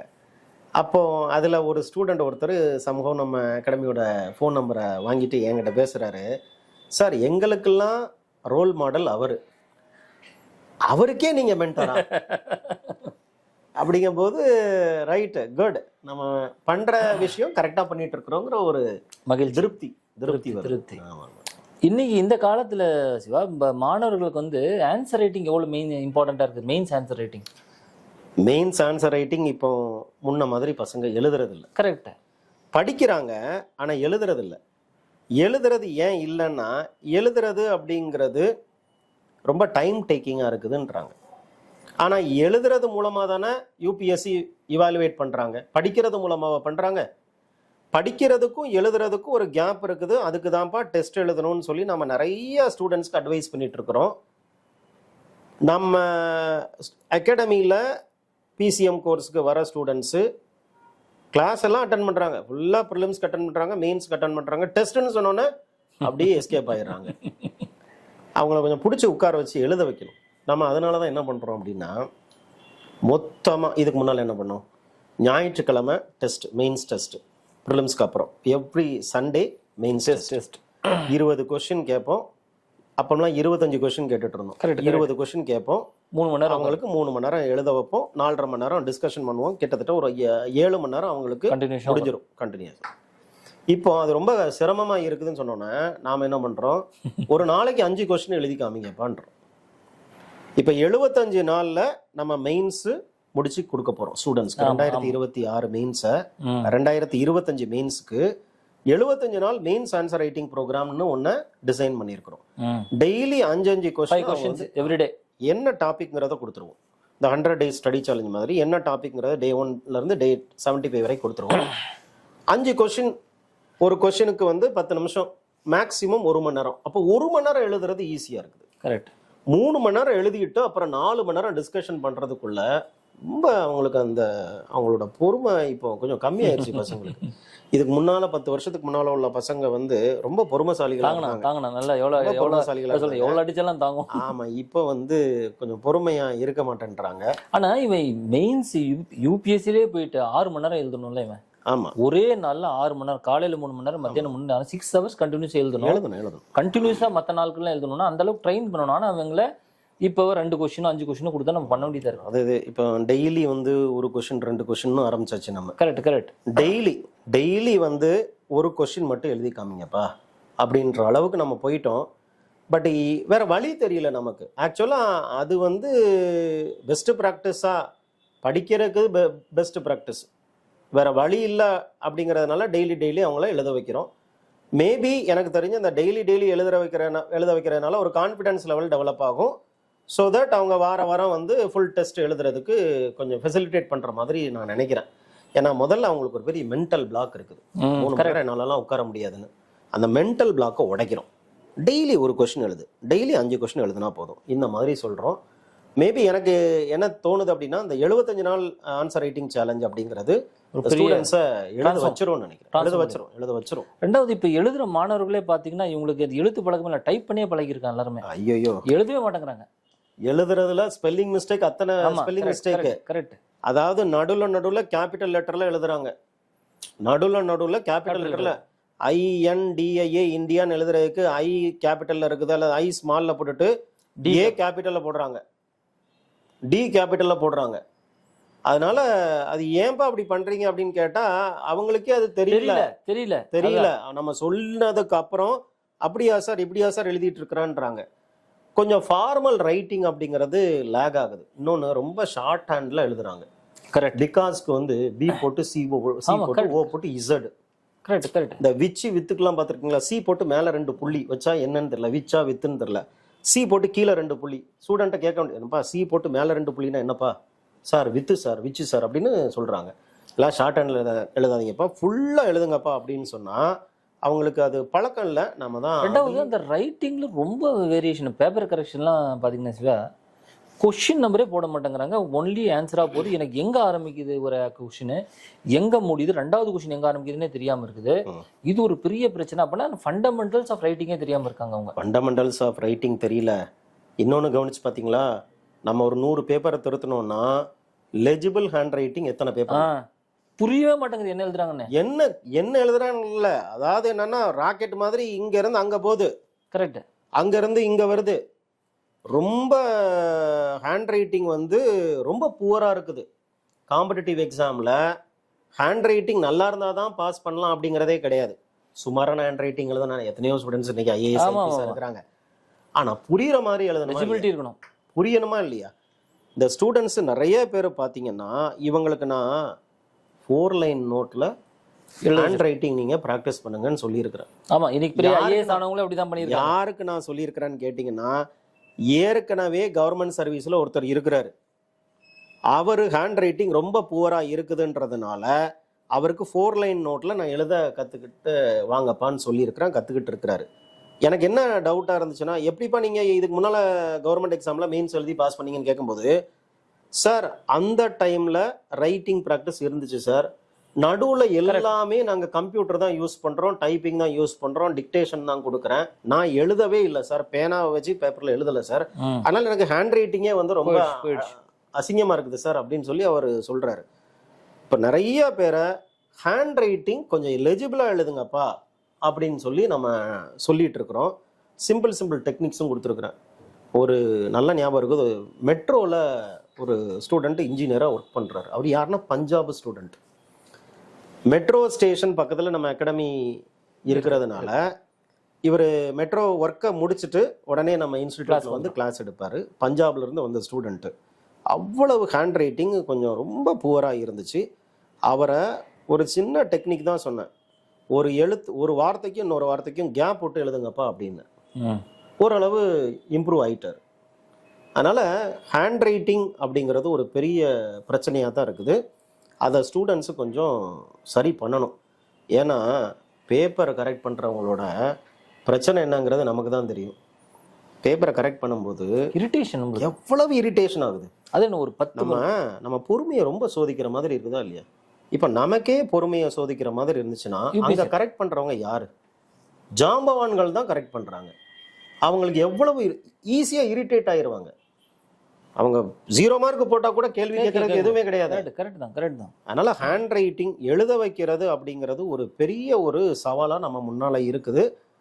எனக்கு தெரிஞ்ச இந்த டெய்லி எழுத வைக்கிறது, டெய்லி 5 கொஸ்டின், டெய்லி 2 கொஸ்டின்ங்கிற மாதிரி மென்டார்ஷிப் மாதிரி நம்ம ரெகுலரா பண்ணிட்டு இருக்கோம். பண்ணியே ஆகணும். இதுக்கு முன்னால இந்த மென்டார்ஷிப் அப்படிங்கிற கான்செப்ட் இப்பதானே வந்துச்சு. கரெக்ட். நாம 2011 ஆரம்பிக்கும் போது மென்டார் அப்படிங்கிற வார்த்தை யாருக்கும் தெரியாது. ஒரே ஒரு வார்த்தை தான், டீச்சருங்கிற வார்த்தை தான்.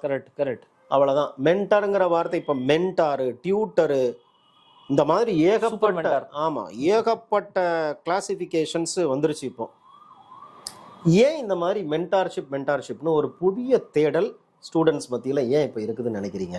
இப்போ மென்டார்ஷிப் இருக்குதா? ஒரு பேரண்ட்ஸோட ஒரு அட்மிஷனுக்கு வர்றாங்க, சார் மென்டார்ஷிப் இருக்குதா அப்படின்னு என்கிட்ட கேட்டாங்க. சார் மென்டார்ஷிப்னா என்னன்னு சொல்லுங்க அப்படின்னா, அதெல்லாம் எனக்கு தெரியாது. எல்லாரும் சொல்றாங்க ஒரு அகாடமிக்ல போய் ஜாயின் பண்ணணும், அதுல மென்டார்ஷிப் இருக்கணும் அப்படின்னு நீங்க எம்பசைஸ் பண்ணணும், கேட்கணும் அப்படின்றாங்க. அதனால நான் கேட்கறேன் அப்படிங்கிறாரு. மென்டார்ஷிப்னா இப்போ ஏன் அவ்வளவு தேடல் இந்த மென்டார்ஷிப்புக்கு? இப்போ நார்மலாக இப்போ நம்ம சொன்ன இந்த ப்ராப்ளம்ஸ் எல்லாமே ரெக்டிஃபை பண்ணணும். இப்போ நீங்கள் இவ்வளோ நேரம் பேசணும் இல்லையா இந்த ப்ராப்ளம்ஸு? என்ன ப்ராப்ளம் பேசணும்? கிளாஸில் வந்து ஒரு 3 hours 2 hours கண்டினியூஸாக உட்கார மாட்டேங்கிறாங்க. ஃபண்டமெண்டல் டிசிப்ளின் கிடையாது. கிளாஸுக்கு லேட்டாக வராங்க. ப்ளஸ் கிளாஸுக்கு வராமல் ஃபோன் பண்ணி எனக்கு வீடியோ அனுப்பிச்சிருங்க, எனக்கு ஆன்லைன் அனுப்பிச்சுட்ருங்கன்னு சொல்லிடுறாங்க. டெஸ்ட்டு வச்சா எழுத மாட்டேங்கிறாங்க. ரைட்டிங் ப்ராக்டிஸ் கிடையாது. ஸோ இது எல்லாத்தையும் வந்து நம்ம வந்து ரெக்டிஃபை பண்ணணும்னா ஒரு பர்சன் அவரை மானிட்டர் பண்ணி அவர் டியூன் பண்ணிட்டே இருக்கணும். முன்னாடிலாம் எப்படி இருந்துச்சுன்னா ஒரு ஸ்டூடெண்ட் பேசிக்கலாக இதெல்லாம் அவன் பண்ணிடுவான். கிளாஸு கரெக்டாக வருவாங்கிறது ஸ்டூடெண்ட்டோடைய ஒரு நெசசிட்டி. அது கிளாஸுக்கு வரணும்ப்பா அப்படின்னா முன்னாடிலாம் என்ன சார் வரணும் தானே சார் கிளாஸுக்கு வரணும். ஆனால் இப்போ அவனை வர வைக்கிறதே பெரிய சேலஞ்சாக இருக்குது. அப்போ நம்மளது வந்து கிளாஸை நடத்தினா மொத்தம் போதுமான இருந்துச்சு. இந்த எக்ஸ்பெக்டேஷன் ஃப்ரம் அன் ஆர்கனைசேஷன் என்ன? இப்போ கிளாஸ் ஒருத்தர் நடத்தணும், நல்லா சொல்லிக் கொடுக்கணும், புரியுற மாதிரி சொல்லிக் கொடுத்தா போதும். இப்போ எப்படி இருக்குதுன்னா இவரை கிளாஸுக்கு வர வைக்கணும், உட்கார வைக்கணும், ரிசீவ் பண்ண வைக்கணும், இவங்களை எழுத வைக்கணும், பிளஸ் இவன் டெய்லி பேசிஸ்ல என்ன பண்ணியிருக்கான்னு கேட்க வைக்கணும். ஒரு வாரம் கேட்க மாட்டீங்கன்னா என்ன ஆயிடும்? அவ்வளோதான், அவன் டவுன் ஆயிடுவான். கிளாஸ்க்கு வரமாட்டான். பொங்கலுக்கு போனவங்க வராம எத்தனை பேர் இருக்காங்க? இன்னும் தீபாவளிக்கு போனவங்க பொங்கலுக்கு அப்படியே இருந்துட்டு வந்துடலான்ற மாதிரி கொஞ்சம் பேர் போனவங்க. நான் அதை தான் திரும்ப சொல்றது. இப்போ தீபாவளிக்கு போனீங்கன்னா தீபாவளி முடிஞ்சு 4 நாள்ல வந்துருங்கப்பா மேக்சிமம். பொங்கல் முடிஞ்சதுக்கப்புறம் வரணும்னு நினைக்காதீங்கப்பா. அப்படிதான் அந்த மாதிரி ஆயிடுச்சு. இப்போ இதெல்லாம் நம்ம வந்து பண்ணாது. இதுக்கு பேர் தான் மென்டார்ஷிப் நம்ம பண்றோம். இப்படி எல்லாம் நம்ம பண்ணாதான் இப்போ இந்த மாணவர்களை நம்ம கையை பிடிச்சி கூட்டிட்டு போக முடியும். ரொம்ப ரொம்ப ரொம்ப அதிக தேவை, சேலஞ்சஸ் ரொம்ப நிறைய இருக்குதுன்னு நினைக்கிறேன் மாணவர்கள் இல்ல. கண்டிப்பா இவங்களுக்கு 2 மேனேஜ்மெண்ட்ல இவங்களுக்கு டிஃபிகல்ட்டி இருக்குது. ஒன்று இவங்க டைம் மேனேஜ்மெண்ட். ஸ்டூடெண்ட்ஸ் அவங்க டைமை எப்படி மேனேஜ் பண்ணுறதுன்னு தெரியல. கிளாஸ் முடிஞ்சதுக்கப்புறம் என்ன பண்ணுறாங்க, நோட்டை எல்லாம் அப்படியே ஸ்டடி டேபிள் மேலே வச்சுட்டு பெரிய சாதனை பண்ணிட்டோம் அப்படின்ற மாதிரி ரெஸ்ட் எடுக்கிறாங்க. திரும்ப நோட்டை எப்போ எடுப்பாங்க? நாளைக்கு காலையில் கிளாஸ் போது எடுப்பாங்க. இப்போ நடுவில் ஒரு அரை நாள் வேஸ்ட்டாக போச்சு அவங்களுக்கு. அந்த வேஸ்ட்டாக போனது அவங்களுக்கு தெரியல. அவங்க என்ன நினைக்கிறாங்க, ஒரு அகாடமியில் வந்து கிளாஸ் அட்டன் பண்ணாலே பாஸ் பண்ணிடலாம்னு நினைக்கிறாங்க. அது ஒரு முக்கியமான வேலை தான். அதுக்கப்புறம் ஒரு முக்கியமான வேலை இருக்குது. என்னன்னா, சொல்லி கொடுத்ததை படிக்கணும், ப்ரீவியஸ் இயர் கொஷனுக்கு ஆன்சர் எழுதி பார்க்கணும், அதை எடுத்துகிட்டு வந்து டீச்சர்கிட்ட கொடுத்து கரெக்ட் பண்ணி அதை இவாலுவேஷன் பண்ணி வாங்கிட்டு போகணும். இந்த மாதிரி வேலைகளை அவங்க இப்போ பண்ணுறதுக்கு கொஞ்சம் தயங்குறாங்கன்னு நான் நினைக்கிறேன். இன்னொன்று, கொஞ்சம் பேர் காலேஜ் முடிஞ்சோடனே யூபிஎஸ்சி ப்ரிப்பரேஷனுங்கிறது காலேஜோட எக்ஸ்டென்ஷனாக நினைக்கிறாங்க. காலேஜில் இருந்த மாதிரியே இங்கேயும் இருக்கிறாங்க. அப்படியே கொஞ்சம் ஜாலியாக கிளாஸுக்கு வந்துடலாம், ஜாலியாக கட்டடிச்சிட்டு போயிடலாம், சினிமாவுக்கோ எங்கேயோ போயிடலாம் அப்படிங்கிற ஒரு விஷயமும் இருக்குது. ஆனால் அதை எப்படி நம்ம கொஞ்சம் ஓரளவு கண்ட்ரோல் பண்ணுறது அப்படிங்கிறது தெரியல. ஏன்னா பேரண்ட்ஸை நம்ம நினச்சி பார்க்கணும். ஆமாம், பேரண்ட்ஸ் வந்து நம்ம அகாடமியில் வந்து அட்மிஷன் வாங்குகிற நிறைய சில்ட்ரனோட பேரண்ட்ஸ் வந்து coming from lower middle class. Correct. நிறைய பேர் கிராமத்துலேருந்து தான் வர்றாங்க. ஸோ இவங்களுக்கு இந்த வரக்கூடிய அவங்க குழந்தைங்க 100% ஒரு கவர்மெண்ட் ஜாபோட போகணும் அப்படின்னு உருவாக்க வேண்டிய கட்டாயம் நம்ம கிட்ட இருக்குது. ஆனால் அதுக்கு இந்த ஸ்டூடெண்ட்ஸும் கோஆப்ரேட் பண்ணணும். அவங்கள எப்படி கோஆப்ரேட் பண்ண வைக்கிறது? ஏன்னா நம்ம கொஞ்சம் அட்வைஸ் பண்ண ஆரம்பிச்சிட்டோம்னா, இப்போ உள்ள ஜென்ஸி இருக்காங்களே, ஜென்ஸிக்கு கொஞ்சம் பிடிக்கிறது இல்லை. கொஞ்சம் அட்வைஸ் பண்ணிட்டாலே என்ன பண்ணுறாங்க, பூமராங்கிறான். ஆமாம், பூமரான்றான். அவங்களுக்குள்ளேயே சொல்லி சிரிச்சுக்கிட்டு இருக்கிறாங்க. சரி, வாழ்க்கை வெளியில் இருக்கக்கூடிய வாழ்க்கை ரொம்ப டஃப் அப்படிங்கிறத நம்ம அவங்கள உணர வைக்கணும். அது நம்ம ஏதாவது பண்ணணும். அது இல்லை, இப்போ அடுத்தது இப்போ இந்த ப்ரோக்ராம்ஸ் எல்லாம் இருக்குது இல்லையா, இந்த ஜூனியர் ஐஏஎஸ் மாதிரி ப்ரோக்ராம்ஸ், அது என்ன? நீங்கள் எப்போ ஒரு ஐஏஎஸ்க்கு வந்து படிக்கணும், ப்ராக்டிஸ் பண்ணணும்னா இப்போ நம்ம ஸ்கூல்லேருந்தே தயார் பண்ண முடியுமா? இல்லை, நம்மெல்லாம் காலேஜ் முடிச்சதுக்கப்புறம் தானே யூபிஎஸ்சி. ஆமாம். அப்போ அதில் என்ன டிஃபிகல்ட்டிலாம் நம்ம ஃபேஸ் பண்ணோம்? இது வரைக்கும் பண்ணாத விஷயங்களா பண்ணுறோம். இதுக்கு முன்னால் அந்த விஷயம் பண்ணதே இல்லையே, எல்லாமே புதுசாக தானே பண்ணுறோம். நியூஸ் பேப்பர் நம்ம ஸ்கூலில் ரீட் பண்ணோமா? காலேஜ் படிக்கும்போது நியூஸ் பேப்பர் ரீடிங் ஹேபிட் இருந்துச்சா? இல்லை. காலேஜ்லேயோ ஸ்கூல்லையோ மென்டல் எபிலிட்டி சால்வ் பண்ணோமா? இந்த மாதிரி உட்காந்து நம்ம எம்சிக்யூ சால்வ் பண்ணோமா? எம்சிக்யூஸ்ங்கிற ஃபார்மட்டே நமக்கு தெரியல. காலேஜ்லேயும் கிடையாது, ஸ்கூல்லையும் கிடையாது, நியூஸ் பேப்பர் தெரியாது. அப்போ நாம வந்து ஒரு புது உலகத்துக்குள்ள வரும்போது நிறைய விஷயங்கள் எல்லாமே புதுசா இருக்கிறது கஷ்டமா வேற இருக்கு, பயத்தை உண்டு பண்ணுது, கஷ்டமா வேற இருக்குது, புதுசா இருக்கிறது கஷ்டமா வேற இருக்குது. அதனால நமக்கு வந்து கொஞ்சம் டைம் தேவைப்பட்டுச்சு அது எல்லாத்தையும் லேர்ன் பண்ணி மாஸ்டர் பண்றதுக்கு. இப்போ நாம அப்ப என்ன ஃபீல் பண்ணோம்? ஃபர்ஸ்ட் அட்டெம்ப்ட்ல பாஸ் பண்ற ஸ்டூடெண்ட் ஃபர்ஸ்ட் அட்டெம்ப்ட்ல பாஸ் பண்ணிட்டாரு. ஃபர்ஸ்ட் அட்டெம்ப்ட்ல பாஸ் பண்றாரு அப்படின்னா என்ன அர்த்தம்? இந்த வருஷத்துல படிச்சு பாஸ் பண்றாருன்றது அர்த்தம் இல்ல. பேக்ரவுண்ட் 10 வருஷமா படிச்சு பாஸ் பண்ணியிருக்கிறாரு.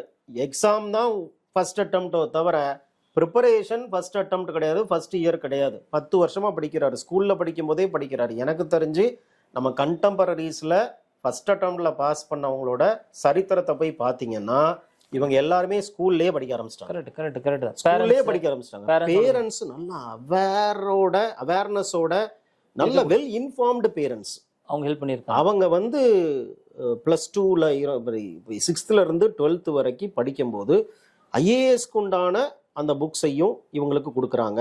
நியூஸ் பேப்பர் ரீடிங் ஹேபிட்டை உருவாக்கிட்டாங்க.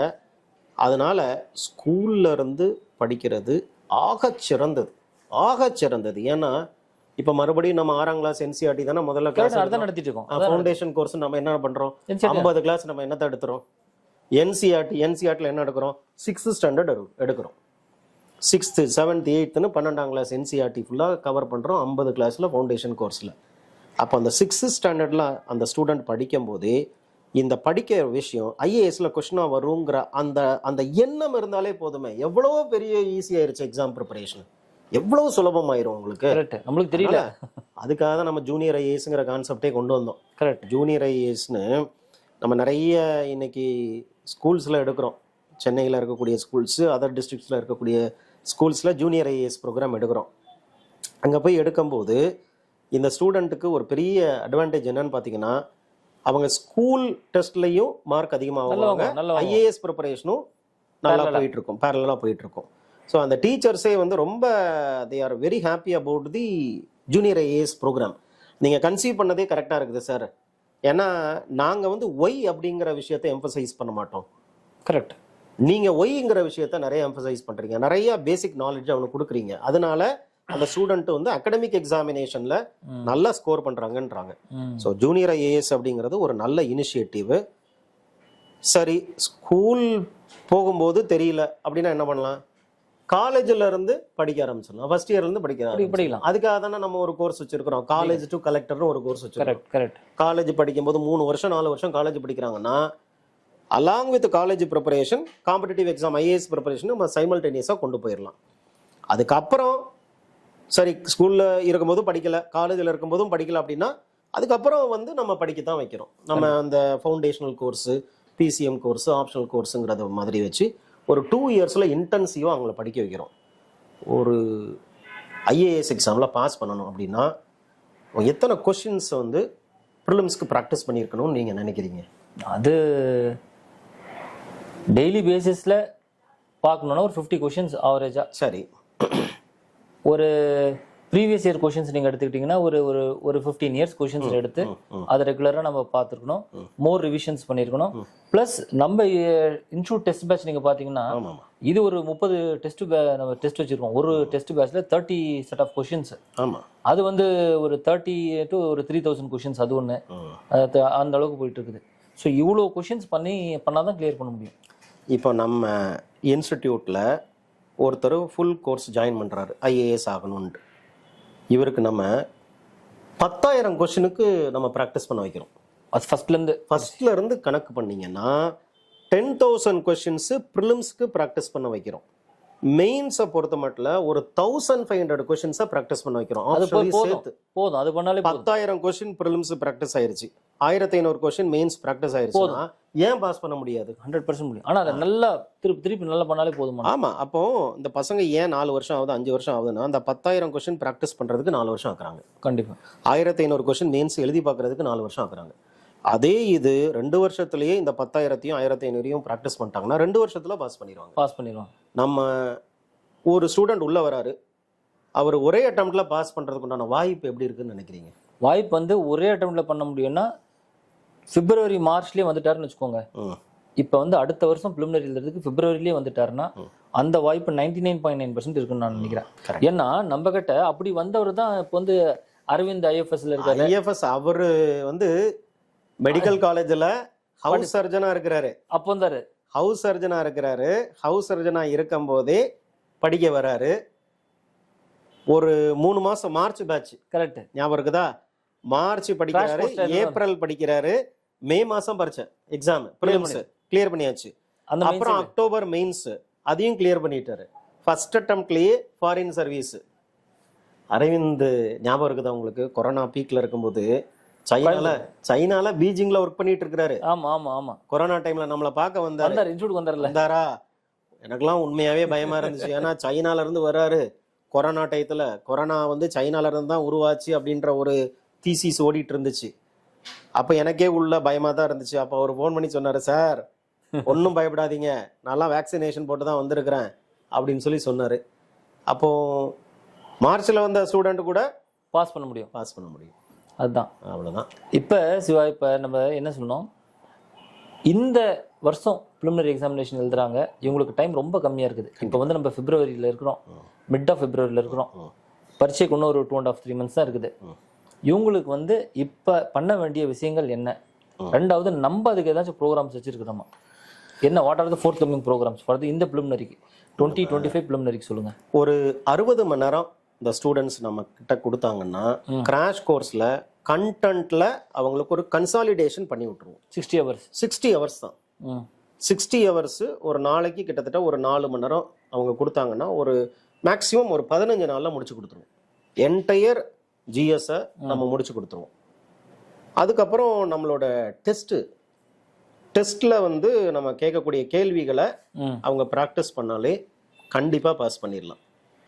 எவ்வளவு கட் ஆஃப் வருது இப்ப கடந்த less than 50%? அப்புறம் என்ன less than 50%? அப்புறம் என்ன 100க்கு 100 வாங்கணுங்கிற கட்டாயம் இருக்குது. இல்ல 50% கட் ஆஃப் இல்லையே. ஆமா, 40%, 45% தான். லாஸ்ட் இயர்ல எல்லாம் பாத்தீங்கன்னா கட் ஆஃப் மார்க் 75-80க்குள்ளேயே நின்றுச்சு.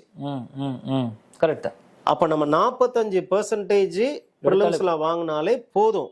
45% வாங்குறதுக்கு என்ன பண்ணணும் அப்படிங்கிறத நாம தான் 20 வருஷமா பண்ணிட்டு இருக்கிறோமே. கண்டிப்பா கண்டிப்பா. நம்மளோட ஓன் எக்ஸ்பீரியன்ஸையும் சேர்த்தீங்கன்னா கிட்டத்தட்ட கால் நூற்றாண்டு போயிருச்சே. கால் நூற்றாண்டு, எனக்கு ஒரு கால் நூற்றாண்டு போயிருச்சு. இப்போ இந்த கால் நூற்றாண்டுல நம்ம சில விஷயங்களை ஸ்ட்ராங்கா கத்து வச்சிருக்கிறோம். அந்த விஷயத்த கொடுத்துருவோம். அதனால இந்த ஸ்டூடெண்ட்ஸ் வந்து இவங்க என்ன நினைக்க கூடாதுன்னா, ஒரு பெரிய வித்ட்ராயல் சிம்டம் வந்து வரும். கரெக்ட். ரொம்ப கேர்ஃபுல்லா இருக்கணும். இந்த ப்ரிலிம்ஸ் எழுதக்கூடிய ஸ்டூடெண்ட்ஸ் பக்கத்துல வர அந்த ஜனவரியில வந்து ஒரு பயங்கர ஒரு மோட்டிவேட்டடா இருப்பாங்க. ஃபெப்ல கொஞ்சம் கம்மியாகும். மார்ச், ஏப்ரல், மே மாசத்துல எக்ஸாமுக்கு 2 நாளைக்கு முன்னால இந்த அட்டம்ப்டே வேண்டாம், ஆளை விடுறா சாமி, அடுத்த அட்டம்ப்ட பாத்துக்கலாம்னு நினைக்கிறேன். இப்பவே சில பேர் சொல்ல ஆரம்பிச்சிட்டாங்க.